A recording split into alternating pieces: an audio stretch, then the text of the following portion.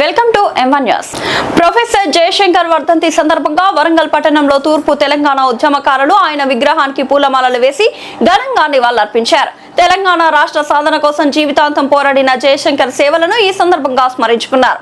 ఈ సందర్భంగా పలువురు ఉద్యమకారులు మాట్లాడుతూ తెలంగాణ ఉద్యమంలో కీలక పాత్ర పోషించిన ప్రతి ఉద్యమకారుడిని ప్రభుత్వం సమాజం గుర్తించాలని కోరారు.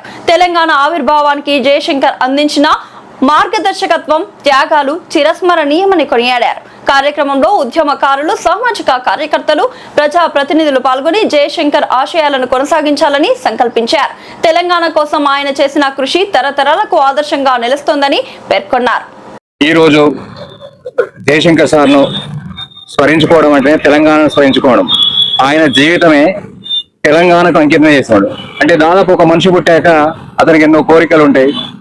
తను యవ్వనంలోకి వచ్చినాక పెళ్లి చేసుకోవాలని, భార్య పిల్లలు ఉండాలని, మనవరాలు ఉండాలని, అలాంటి ఏం చూసుకోకుండా తన జీవితాన్ని తెలంగాణ రాష్ట్రం కోసమే అంకితం చేసిన జయశంకర్ సార్ తెలంగాణ రాష్ట్రాన్ని చూడకుండానే ఒక 3 సంవత్సరాల ముందే ఆయన పరమపదించాడు.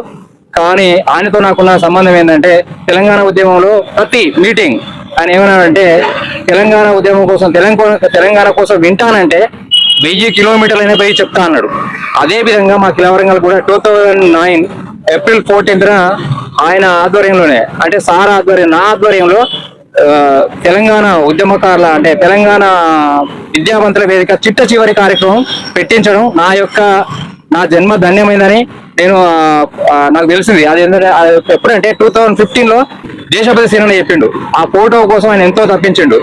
అప్పుడు తెలిసింది, అప్పుడు అనిపించింది కదా, అంటే నా జీవితంలో నేను చేసుకున్న ధన్యత ఏంటంటే సార్తో చిట్ట చివరి కార్యక్రమం పెట్టించడం నా యొక్క జీవిత పరమార్థం చేయాలనుకున్న తెలంగాణ రాష్ట్రాన్ని సాధించడం. కాబట్టి అది ఎప్పుడు కూడా అది అంటే నిమ్న వర్గాలకు, అంటే మన యొక్క బలహీన వర్గాలకు అది వరంగా మారదనుకుంటే మళ్ళీ దోపిడి వర్గాలకే తెలంగాణ రాష్ట్రం అది పరమాన్నం అయిపోయింది. కాబట్టి ఇకనైనా మన బలహీన వర్గాలందరూ ఏకమై తెలంగాణ ఫలాలను అనుభవించాలని కోరుకుంటున్నా. నా పేరు గొలిశెట్టి అశోక్ అన్న, తెలంగాణ ఉద్యమకారుడు. ఇదివరకు తెలంగాణ ఉద్యమంలో 2001 నుండి 2014 వరకు కూడా 2018 వరకు తెలంగాణ రాష్ట్రంతో పనిచేసిన. 2005 నుండి 2010 వరకు డివిజన్ అధ్యక్షునిగా పనిచేసిన.